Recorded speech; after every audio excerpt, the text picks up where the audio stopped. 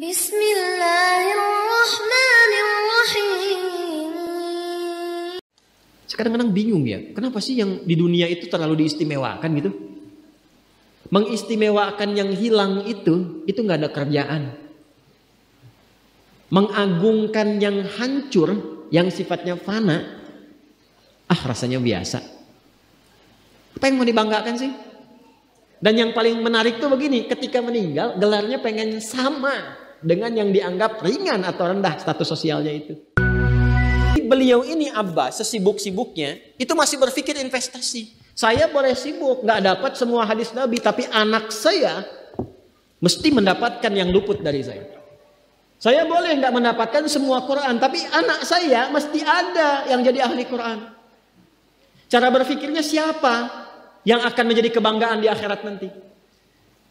Di dunia itu semu dunia itu. Jadi sementara aja, nggak pasti sifatnya. Perbedaan status sosial itu hanya istilah-istilah yang disematkan manusia saja. Ini kaya, ini miskin, ya kan? Yang ini punya jabatan, yang ini biasa-biasa. Itu istilah manusia. Toh pada akhirnya semua kembali ke tempat yang serupa. Dan menariknya begini, yang kaya, yang punya jabatan, tetap di akhir hidupnya pengen punya gelar yang sama dengan yang miskin. Atau dengan yang disebut miskin. Maaf kalau ada orang disebut miskin meninggal, di papan nisannya ditulis apa? Di papan nisannya ditulis apa? Almarhum. Yang kaya juga kan pengen sama disebut almarhum. Iya kan? Tuh. Jadi nggak ada bedanya setelah berpulang itu. Perbedaan itu hanya di amal saja. Itu poinnya. Maka kalau ada yang mengharapkan orang tua, cita-cita membanggakan anak di dunia, boleh-boleh saja. Tapi patut diingat, itu sementara. Anda silahkan sekarang sekolahkan setinggi-tingginya. S1, S2, S3, S4, kerupuk 3, silahkan. Mau dalam negeri, luar negeri, mau di Nagreg, mau di California, mau di Chicago, di Chicago, di Singaparna, Singapura, silahkan. Itu pilihan.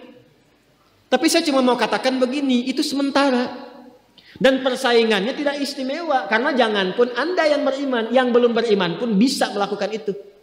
Apa yang dikira yang hebat matematika itu anak Anda saja. Anak orang lain pun bisa. Halo? Apa Anda kira yang jago fisika itu anak Anda saja yang beriman? Yang belum beriman pun bisa. Ya. Jadi perlombaannya itu rata semua. Dan gak ada yang istimewa. Kadang-kadang bingung ya. Kenapa sih yang di dunia itu terlalu diistimewakan gitu? Mengistimewakan yang hilang itu gak ada kerjaan. Mengagungkan yang hancur, yang sifatnya fana, rasanya biasa. Apa yang mau dibanggakan sih? Dan yang paling menarik tuh begini, ketika meninggal gelarnya pengen sama dengan yang dianggap ringan atau rendah status sosialnya itu. Tadi kalau orang miskin meninggal gelarnya apa? Ternyata yang kaya pun pengen sama almarhum juga. Kalau rakyat yang meninggal di papan nisannya ditulis apa? Almarhum. Ternyata pejabat juga pengen begitu, sama juga. Saya belum pernah dengar nanti kalau saya meninggal tulis gelarnya Almaun ya. Gak ada. Tetap almarhum juga. Jelas ya? Nah, maka yang dipikirkan tuh perlombaan yang sejati itu begini. Perlombaan yang sejati itu adalah perlombaan untuk kehidupan yang abadi yang gak fana lagi. Jadi kalau pada saat itu unggul selamanya karena gak ada kematian lagi setelah itu. Itu yang dimaksudkan hadis Nabi. Kalaulah ada dunia ini punya nilai walaupun itu hanya bagian dari satu sayap nyamuk saja, ya, tentu tidak akan pernah Allah memberikan itu semua kepada orang-orang yang ingkar kepadanya. Ya. Karena kalau diberikan nggak adil di situ. Ya. Karena itu sifatnya fana, ujian saja, pada akhirnya kembali. Nah, Abbas itu mampu membaca itu. Ini kehidupan sejak di zaman jahiliyah loh. Awas ya. Jadi risalah Islam itu membimbing pengikutnya, umatnya untuk berpikir lebih cerdas, visioner. Makanya jadi muslim itu mesti cerdas. Beriman itu membuat Anda lebih pintar. Saya tanya begini ya, maaf ya. Sekali lagi mohon maafkan saya kalau perumpamaan ini kurang menyenangkan. Kalau ada yang abadi dengan yang sementara, Anda pilih yang mana? Masa? Sholat itu untuk yang abadi atau yang sementara? Abadi. Baik. Mobil itu untuk yang abadi atau yang sementara? Pilih yang abadi apa sementara?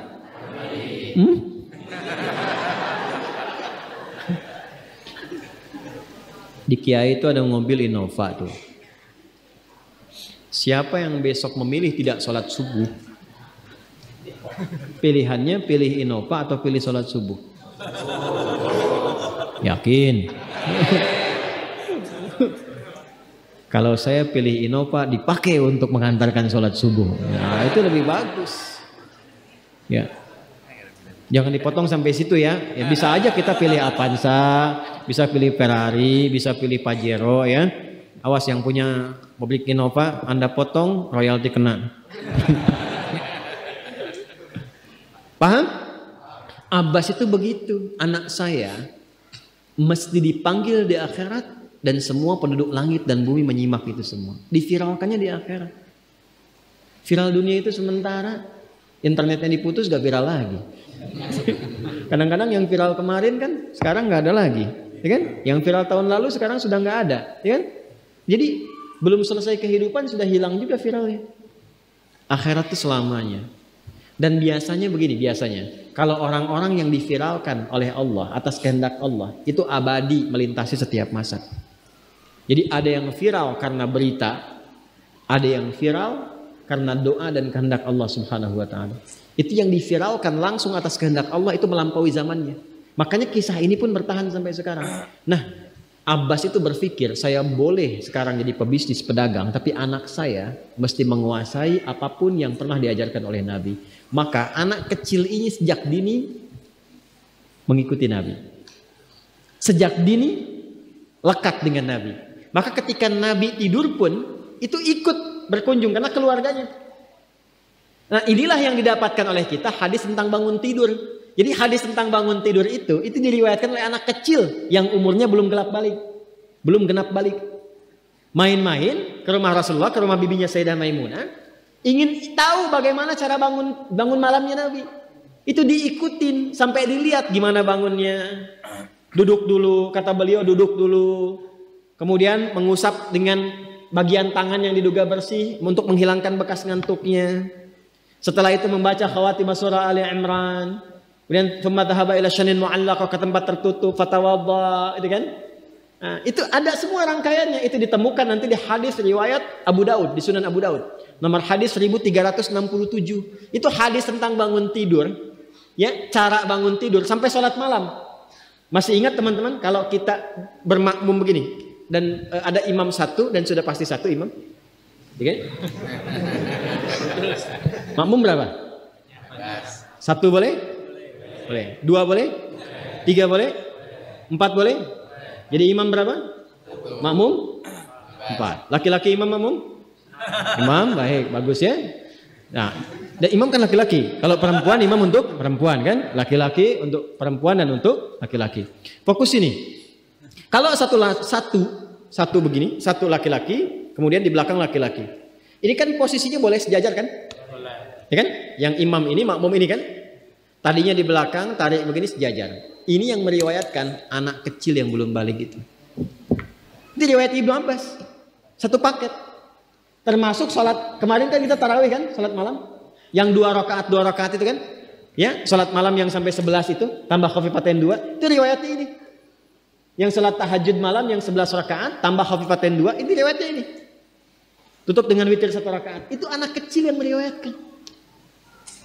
Dan tahukah Anda? Sepeninggal Nabi SAW, Abbas bapaknya ini hafal 200 hadis, anaknya Abdullah hafal 2000 hadis. Begitu caranya. Anda di sini ada yang diplomat, yang di kantor, yang taruhlah berdagang misalnya, ibu rumah tangga, ya dan sebagainya. Boleh, nggak apa-apa. Saat ini kita mungkin belum maksimal, tapi jangan biarkan ada satu di antara anak keluarga kita yang tidak jadi kebanggaan di akhirat. Tolong ya, tolong pulang dari sini dilihat. Anak Allah titipkan kepada saya berapa anak. Tolong siapkan jadi kebanggaan akhirat. Satu aja jadi ahli Quran. Untuk pelita di rumah tuh.